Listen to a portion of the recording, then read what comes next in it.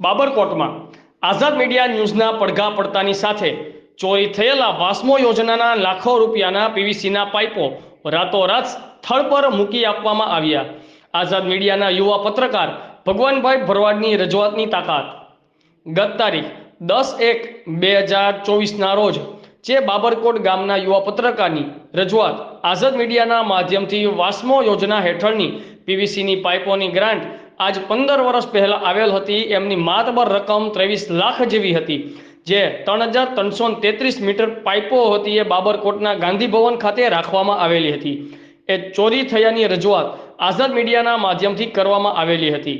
આ આઝાદ મીડિયા ન્યૂઝના પડઘા પડતાની સાથે જ જે સ્થળ પરથી પીવીસીની પાઇપો લઈ જવામાં આવી હતી એ જ જગ્યા પર પીવીસીની પાઇપો ફરી ગત રાત્રિના રોજ મૂકી ગયા છે।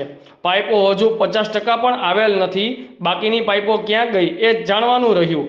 એમની યોગ્ય તપાસ કરવામાં આવે અને આ ભીનો મુદ્દો સંકેલાઈ ના જાય એ બાબતે બાબરકોટ ગામ પંચાયત અને પાણી સમિતિના સભ્યો ધ્યાનમાં લઈ જે પણ સરકારી ગ્રાન્ટની આવી ઉચાપત કરવામાં આવે છે, જેમના દ્વારા થઈ રહી છે, એમની ઉપર કાયદેસરની કાર્યવાહી કરવામાં આવે તેવી આઝાદ મીડિયા અને સાથે સાથે બાબરકોટના યુવા પત્રકાર ભગવાનભાઈ ભરવાડની મીડિયાના માધ્યમથી રજૂઆત કરવામાં આવે છે। રિપોર્ટર ભગવાનભાઈ ભરવાડ, આઝાદ મીડિયા લાઈવ, જાફરાબાદ।